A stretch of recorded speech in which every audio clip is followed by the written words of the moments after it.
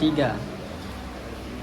Assalamualaikum warahmatullahi wabarakatuh. Waalaikumsalam warahmatullahi wabarakatuh.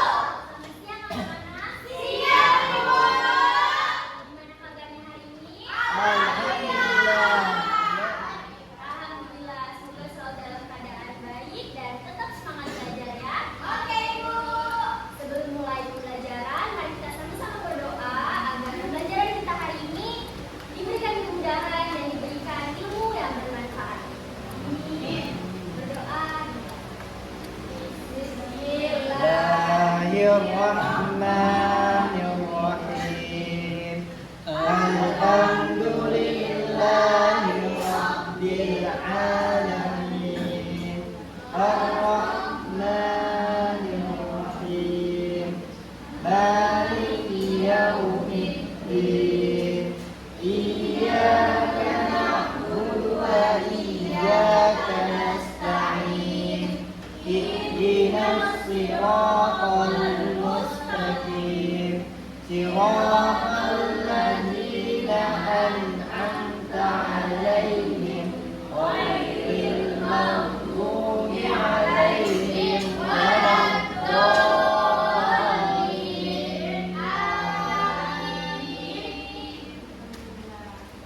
Ibu cek kehadiran dulu ya. Ya Ibu. Ahmad Syafiq. Hadir, Bu.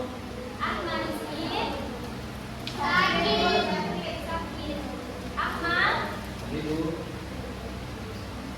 Anissa. Andika. Arfan. Dedi. Hadir, Bu. Elisya. Faisal. Hadir, Bu. Fadil. Hadir, Ibu. Fariha. Fani. Hera. Hadir Ibu. Imam. Hadir Bu. Alfa Bu. Gak ada keterangan ya? Bener, Ibu. Iya Ibu. Juri aja, Bu. Din. Di mana? Ibu. Oh, oke.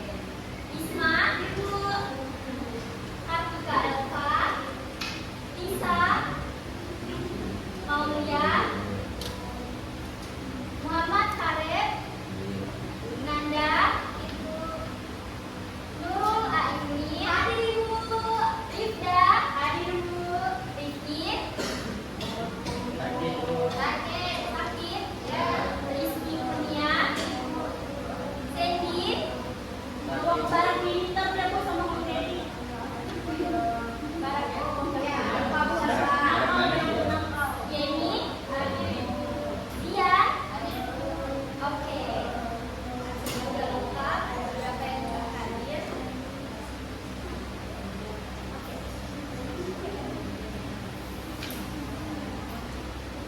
Hari ini kita akan belajar tentang rukun iman yang keenam. Ada yang tahu? Apa rukun iman keenam? Gak Iya, pada Nah, udah kelas ini masa nggak tahu ya kan? Betul ya. Sebelumnya, Ibu mau bertanya nih. Kalian pernah nggak ngerasain udah usaha keras, tapi hasilnya nggak maksimal? Pernah, sering, Bu. Contohnya kayak udah belajar maksimal nih, belajar keras banget dari pagi sampai malam, tapi hasil ujiannya masih anjlok. Pernah tuh? Ada yang pernah? Pernah, Bu. Udah niat buat nolongin orang, berbuat baik, tapi malah disalahpahamin. Ada yang pernah? Pernah, Bu. Iya. Hari ini kita akan membahas tentang bagaimana Islam menyikapi hal-hal seperti itu. Yaitu ada pada rukun iman yang keenam, yaitu iman kepada qada dan qadar. Satu orang boleh tolong saya. Boleh tolong dibacain pengertian dari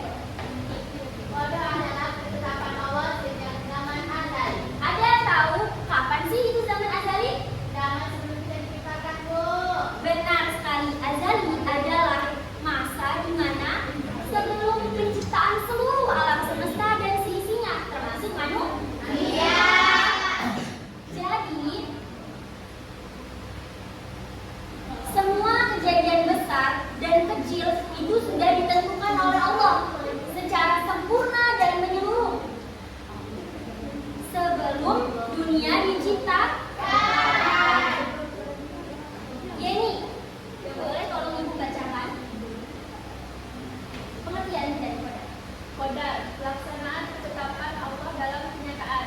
Ya. Jadi qadar itu adalah pelaksanaannya. Kalau qadar itu adalah ketetapan, qadar itu adalah pelaksanaannya. Jadi qadar itu menunjukkan bagaimana, kapan dan di mana ketetapan itu terjadi sesuai dengan kehendak Allah. Aku kasih contoh simpelnya seperti ini. Semua orang pasti akan Mati. Itu adalah qadar. Itu ketetapan Allah. Semua orang pasti mati. Mau miskin, mau kaya, mau dia Pejabat. kecil, besar, semuanya pasti mati. Itu qadar, ketetapan namanya. Nah, kemudian seseorang meninggal dalam di usia 60 tahun dalam keadaan sakit. Itu adalah qadar. Bentuk dari ketetapannya. Dapat dipahami? Dapat. Insyaallah. Boleh ibu lanjut ke dalilnya? Boleh. Siapa yang mau tolong bantu baca? Boleh. Ibu, ini bagus bu. Udah tahu mana cowok. Tolong ibu bacain Quran surah Al-Qamar ayat 49. Pendek aja kok. أعوذ بالله من الشيطان الرجيم بسم الله الرحمن الرحيم إن كل شيء خلقناه بقدر. Sesungguhnya kami menciptakan segala sesuatu sesuai dengan ukuran. Ya, sesungguhnya kami menciptakan sesuatu sesuai dengan ukuran. Jadi segala sesuatu yang sudah terjadi di dunia ini itu sudah punya ukuran yang pas. Gak ada namanya sia-sia. Semuanya udah diatur sama Allah. Ada takarannya ya, Bu? Iya benar sekali, udah ada takarannya. Nah, sekarang kita masuk ke sebenarnya pengertian sama dalil udah paham? Udah dimengerti? Paham. Kita masuk ke contoh sikap beriman kepada qadar dan qadar dalam kehidupan sehari-hari. Yang pertama ada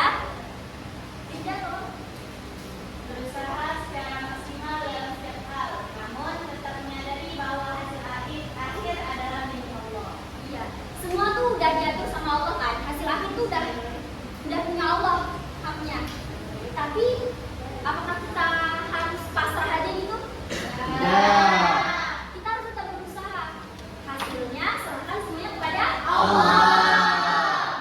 Yang kedua, Yeni tolong. Ini.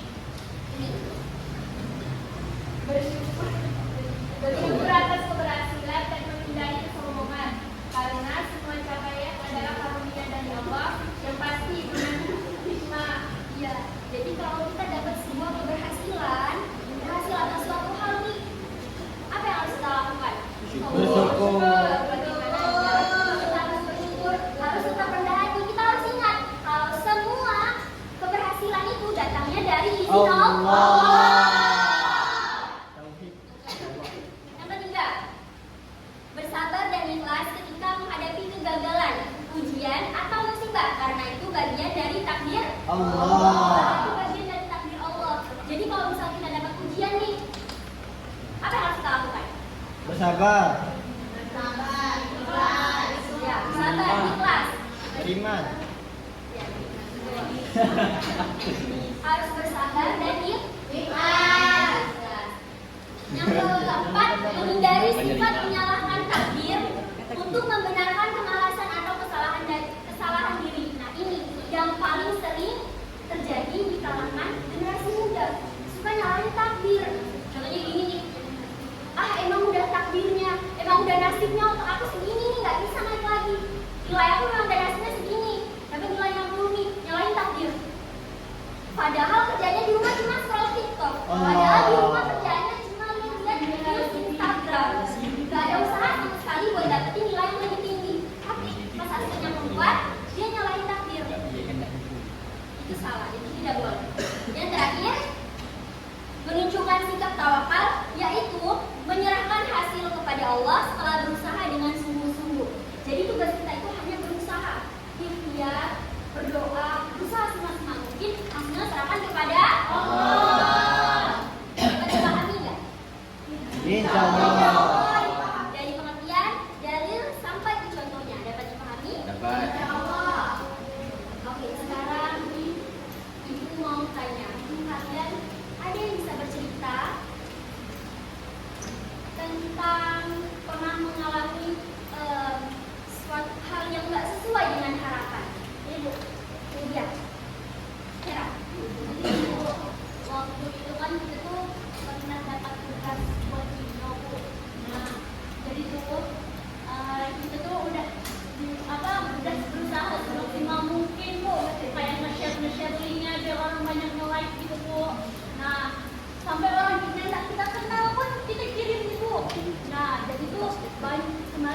banyak lah gitu lagi.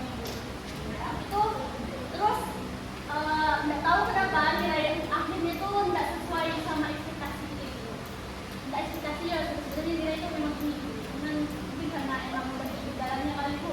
Nah jadi nilainya tuh tiba-tiba malah jadi like itu tuh jadi sedikit gitu Bu. Nah di situ saya tuh merasa sangat marah, saya kecewa soalnya saya udah berusaha semaksimal mungkin.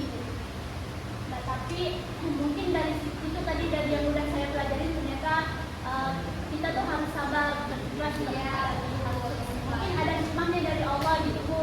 Dan ternyata emang benar Bu ada hikmahnya Bu. Apa itu? Nah jadi itu kan yang tugas video itu kan tugas UTS tuh Bu. Ya. Kita masih ada nih Bu tugas. Nah kita tuh disuruh buat media presentasi gitu Bu. Nah pas kita datang itu kan digabungkan semua kelas Bu. Kita datang kita pesimis nih Bu. Tiba-tiba nih punya orang tuh kayak bagus. Kok punya kita kayaknya nggak layak gitu. Tapi kita buat tuh sudah sesuai dengan aturan yang disuruh sama gurunya nih Bu. Nah terus pas dah penilaian ternyata punya kita masuk ke semua kriteria penilaian dan ternyata kita dapat A Bu. Berarti itu adalah hikmah dibalik ya yang dilakukan kemarin Bu. Kita bisa ambil pelajaran nih dari cerita Hera sesuai dengan pembelajaran kita hari ini. Jadi sikap Hera ketika menghadapi permasalahan yang pertama tadi itu, ketika dia sebenarnya nilainya seharusnya tinggi nih ternyata nggak sesuai sama harapan karena memang segala sesuatu itu di luar kendali kita, semua udah diatur sama Allah. Allah ngasihnya segitu, betul? Betul. Sikap Hera harus seperti apa? Sabar. Yakin kalau Allah punya rencana yang lebih baik. Nah, saat puas kan? Saat puas dapat nilai A. Gitu. Jadi Allah pasti punya rencana yang lebih baik. Dapat dipahami ya pembelajaran kita hari ini? Jadi semoga pembelajaran kita hari ini dapat anak-anak semuanya terapkan ke dalam kehidupan sehari-hari. Oke, karena waktunya juga udah habis.